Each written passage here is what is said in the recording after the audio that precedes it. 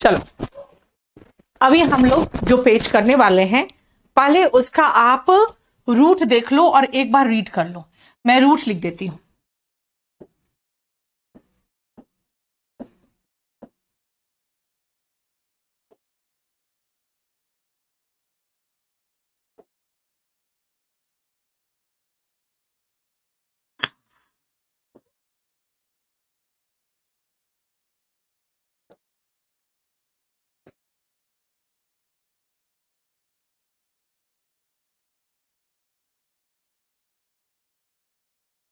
बस इस पेज में इतना ही रूट है। पहला में ये एंड जो है बेटा, ये साल है, और ये इसके बाद वाला जो वर्ड है ना, ये ग्रेचुइटी वर्ड से बना हुआ है। ग्रेचुइटी, अगर आप सरकारी भत्ता की बात करते हैं, हम लोग भत्ता, अगर आप गवर्नमेंट जॉब वालों को देखोगे तो उनको ग्रेचुइटी भी मिलता है। वो एक तरह का अलाउंस होता है, भत्ता होता है।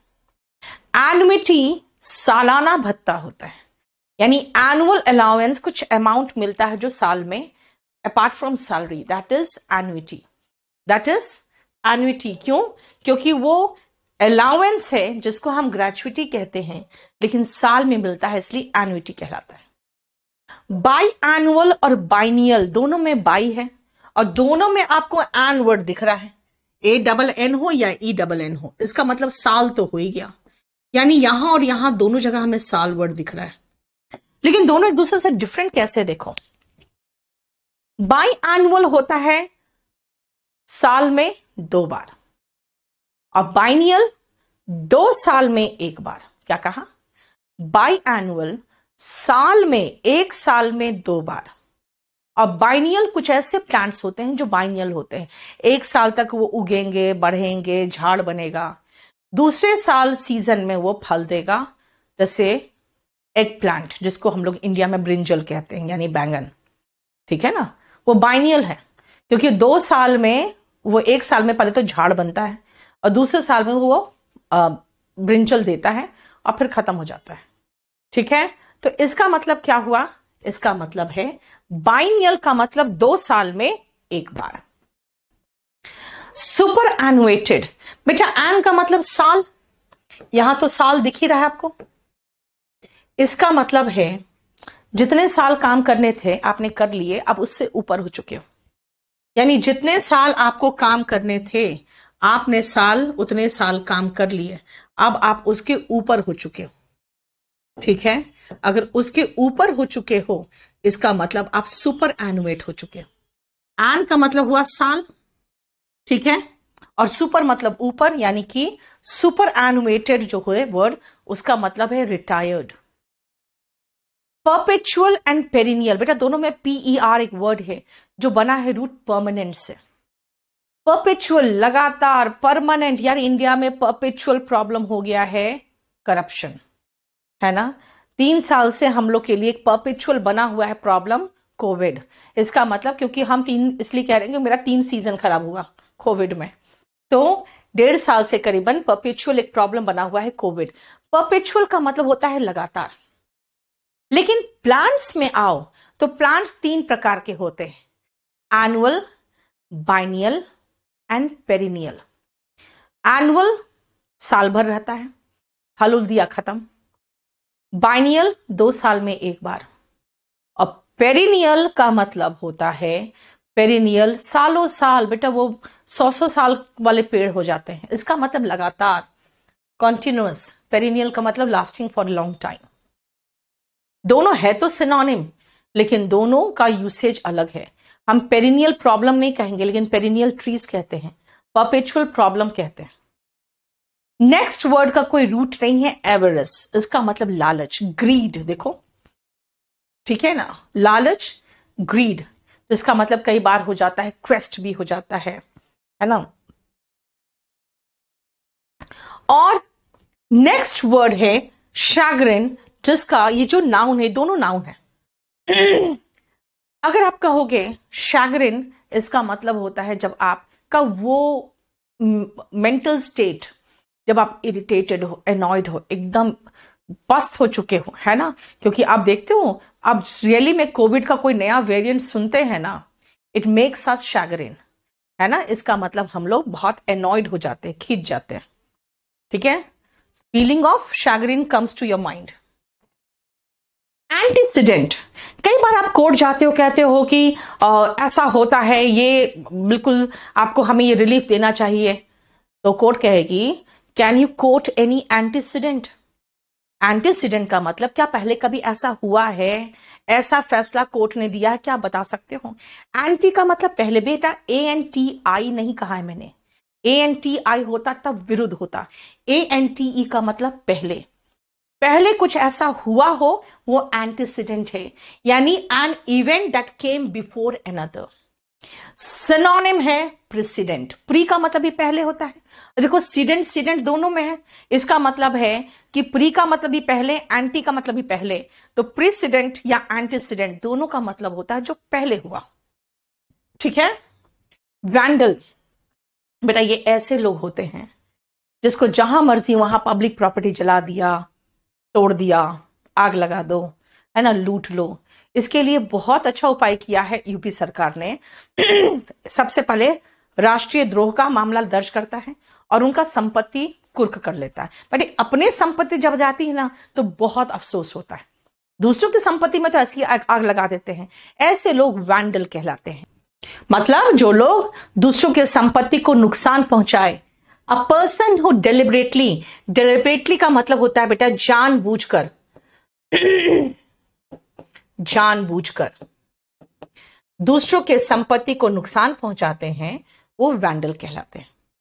नेक्स्ट टू वर्ड्स दोनों का सेम रूट है, बेलिजरेंट, बेलिकस। सिनोनिम आ जाओ, ढेर सारा सिनोनिम है इसका, यहां पर दिया है। क्वारलसम, क्वेरुलस, ठीक है।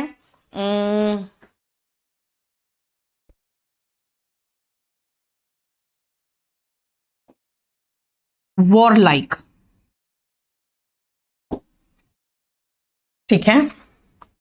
इसका मतलब होता है जो लिप्त होते हैं लड़ाई में, झगड़े में, युद्ध में, उनको हम कहते हैं बेलिजरेंट, बेलिकस, वॉरलाइक, क्वारलसम, क्वेरुलस।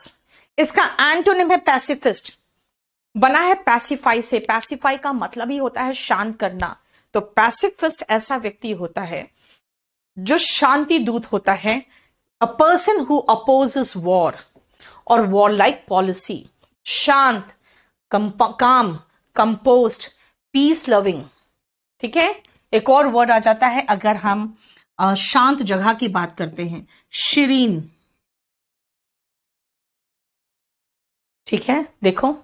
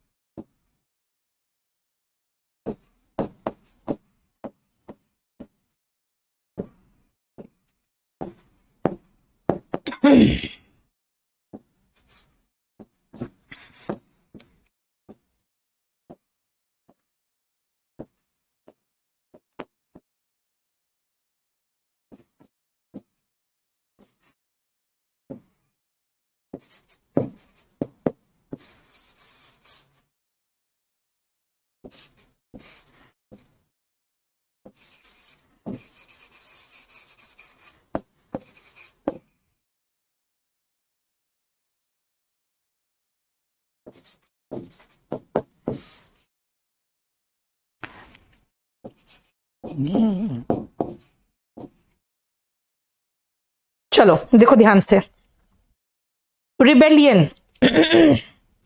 रिबेलियन का मतलब क्या होता है बेटा, रिबेलियन में एक वर्ड रिबेल आया है। रिबेल करना होता है जैसे विद्रोह करना, तो जो विद्रोही होते हैं वो रिबेलियन होते हैं। रिबेलियन जनरली देखोगे दो तरह से हो जाते हैं, एक मिलिटेंट बन जाते हैं, एक टेररिस्ट बन जाते हैं। मिलिटेंट जो होते हैं वो सरकार के हर काम में बाधा डालते हैं, तो वो मिलिटेट करते हैं, और जो टेररिस्ट होते हैं वो आतंक फैलाते हैं। तो रिबेल जनरली क्या होते हैं ना, याद रखना, रिबेलियन का मतलब होता है रिबेल करना, करने वाला, यानी जो विद्रोह करते हैं उसको रिबेलियन कहते हैं। रिबेलियन के साथ बहुत सारे वर्ड यूज होते हैं, जैसे COUP, कू का मतलब होता है शस्त्रों के साथ विद्रोह, जनरल जो आर्मी करती है। इसीलिए इनके से रिलेटेड कुछ 2-3 वर्ड्स है वो अलग से उतार लो।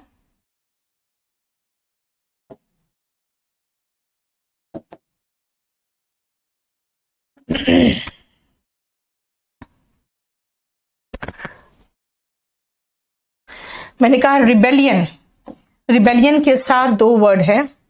एक तो रिबेलियन का मतलब हो गया जो विद्रोह करने वाले होते हैं, ठीक है। रिबेल का मतलब होता है विद्रोह, ठीक है। अब COUP ये कू कहलाता है, P साइलेंट है, इसको आर्म्ड रिबेल कहते हैं, यानी शस्त्रों के साथ विद्रोह करते हैं, वो कू होते हैं, जनरली आर्मी करते हैं। एक तो मिलिटेंट होते हैं ऐसे लोग, मिलिटेंट जो होते हैं they work against the government, यानी विरोध करते हैं। इसलिए मिलिटेट का मतलब ही होता है विरोध करना। और एक टेररिस्ट होते हैं हु स्प्रेड टेरर।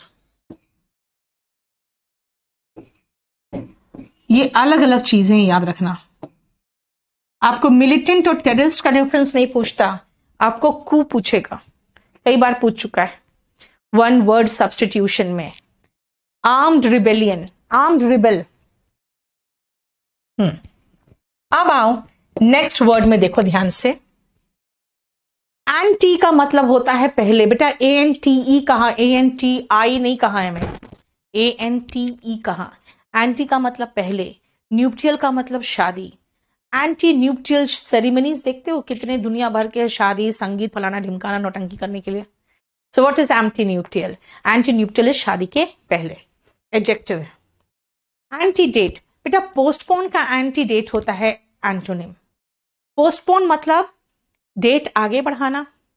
अब मैं कहूंगी नहीं, वो जो डेट है ना वो पहले कर दो, 30 जनवरी नहीं कह करके इसको 1-2 जनवरी का कर दो ना, तो मतलब डेट को एंटी कर दिया, यानी पहले कर दिया। So that is called antedate, जिसका कभी कभी आप लगा देते हो,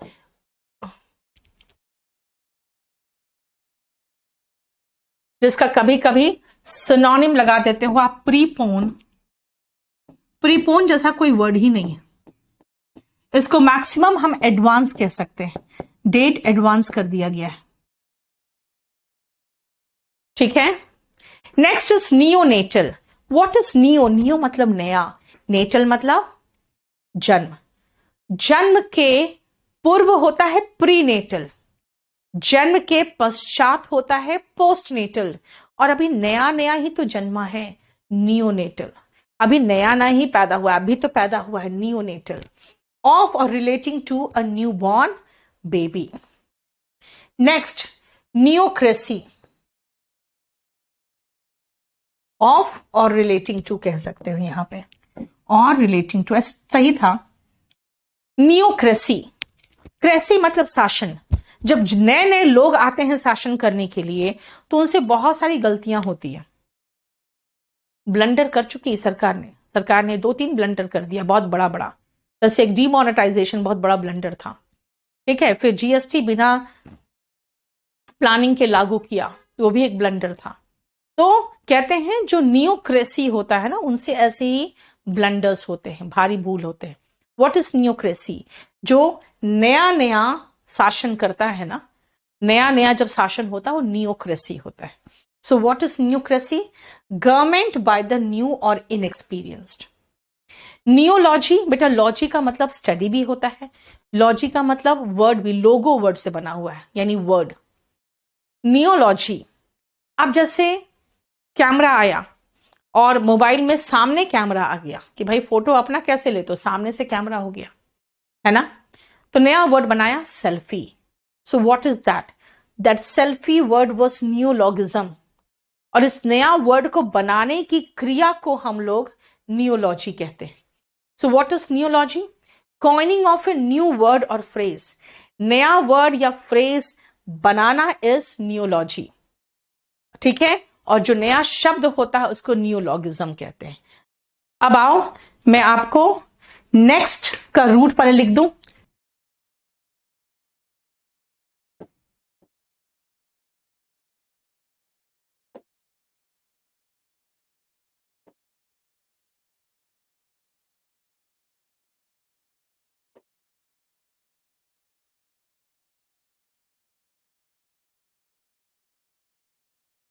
चलो अब रूट देखो।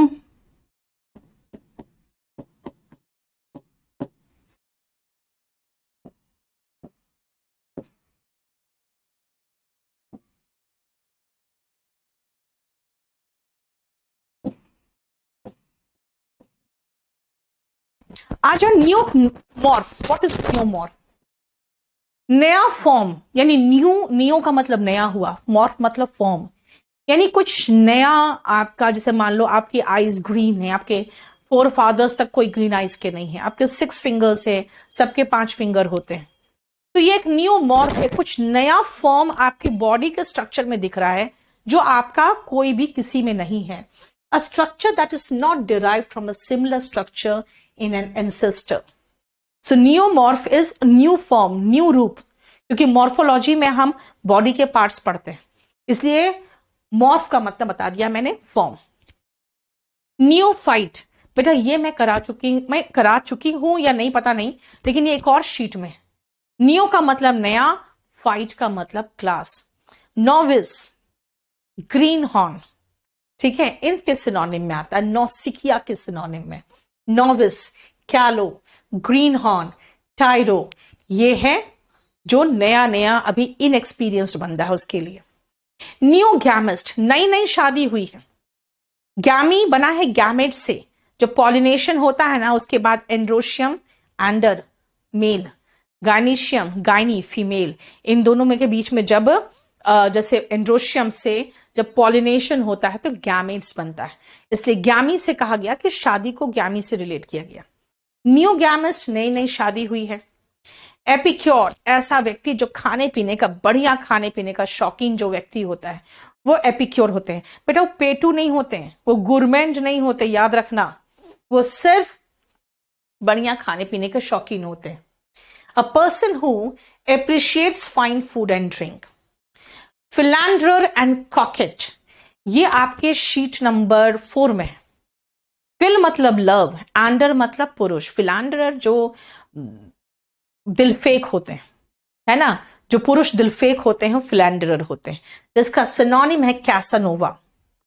लेकिन ऐसी अगर महिला हो गई तो कॉकेट कहलाती है, ठीक है, दिलफेक महिला इज कॉकेट।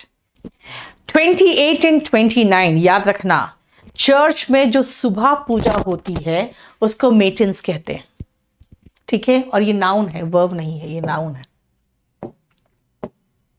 मेटिन्स नाउन है, ठीक है। और जो शाम को पूजा होती है ना उसको वेस्पर्स कहते हैं। अब हम लोग हिंदी में तो संध्या आरती और सुबह की आरती बोलते हैं, हम इंग्लिश का वर्ड को अपने पूजा के लिए इस्तेमाल नहीं कर सकते। ये नहीं कह सकते कि मैम संध्या आरती को क्या वेस्पर कहते हैं, ना बेटा, चर्च की बात कर रही हूं मैं। चर्च में अगर सुबह की प्रार्थना है तो उसको हम लोग मेटिन्स कहते हैं, और शाम की प्रार्थना है तो वेस्पर कहते हैं, ठीक है। सुबह की प्रार्थना को मेटिन्स कहते हैं और इसका एंटोनिम हुआ वेस्पर। एनर्जाइज का मतलब एनर्जी से भर देना। कहते हैं सुबह सुबह आप एक्सरसाइज करो, इट विल एनर्जाइज यू, यानी कि ये आपको एनर्जी से भर देगा। सो एनर्जाइज का मतलब होता है एनर्जी से भर देना।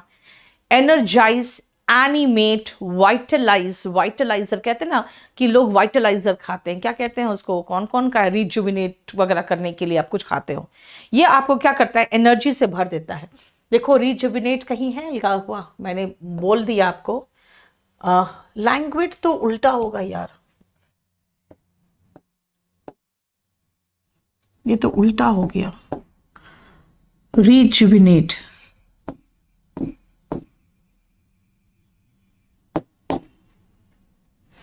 इसका उल्टा होगा enervate. Energise is invigorate, animate, vitalise, invigorate. देखो ठीक है,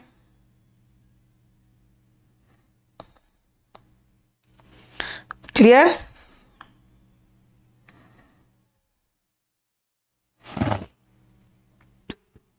energise, invigorate, animate, vitalise and rejuvenate, इन सब का मतलब होता है एनर्जी से भर देना।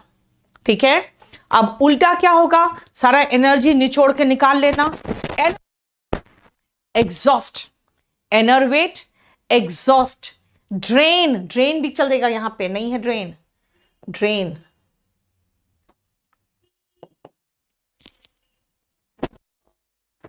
एनर्वेट का मतलब ड्रेन, ड्रेन का मतलब जैसे नाली होता है ना बेटा, नाली से क्या होता है, पानी भर के निकल जाता है ना। रिवाइटल, हाँ रिवाइटल से तो वाइटलाइज याद रहा मुझे, रिजुविनेट, रिवाइटल से दो याद रहेगा, रिजुविनेट एंड वाइटल से वाइटलाइज, है ना। एनर्वेट का मतलब हुआ जैसे नाली की तरह निकाल के, निचोड़ के निकाल लेना। देखो ड्रेन, है ना, ठीक है। चलो 32 में आओ। पावेनु का क्या है ये पावेनु? बहुत सारे जो रिच क्लास के लोग होते हैं, जो खानदानी रिच है, वो ऐसे लोगों को अपने बीच में ना एक्सेप्ट करने की इच्छा नहीं रखते हैं, जो पावेनु होते हैं, जो रातों रात मतलब अचानक सक्सेसफुल हो गए, है ना, अचानक सक्सेसफुल हो गए, उनको पसंद नहीं करते। जैसे सुशांत सिंह राजपूत को इसलिए लोग पसंद नहीं करते थे, जो बड़े बड़े फिल्म इंडस्ट्री के महारथी लोग बैठे थे, बिकॉज दे फेल्ट यार ये रातों रात कहां से बीच में आ गया। इसीलिए जो हाई क्लास के पीपल जो होते हैं वो पारवेनू को एक्सेप्ट नहीं करते। वो कौन होते हैं पारवेनू? जो लो सोशल पोजीशन के हैं, जो अचानक रिच और सक्सेसफुल हो जाए। ठीक है, अब आ जाओ red letter day, very important day. जब लाल लाल लेटर कहीं जाएगा ना आपके घर से, इसका मतलब है बेटे के शादी का निमंत्रण जा रहा है, यानी बहुत इंपॉर्टेंट दिन है, जरूर आना, है ना, मेरी शादी में जरूर आना। नहीं, व्हाट इज दैट? इसका मतलब important day, red letter day is important day. जिस दिन आपका सिलेक्शन होगा that will be a red letter day for you. ठीक है, to paint the town red, भाई जब शादी होगी आपकी तो आप घर में अच्छे से लाल लाल पेंटिंग कराओगे, सुंदर सा सजाओगे, और अगर पैसे वाले हुए तो भाई पूरे के पूरे टाउन को रेड कर दोगे। इसका मतलब है ग्रैंड सेलिब्रेशन करना। ठीक है, to celebrate in a grand manner कह सकते हैं 34 को, नहीं तो सीधा खाली आता है टू सेलिब्रेट। ठीक है, क्लियर? नेक्स्ट आओ, रेड टेपिज्म।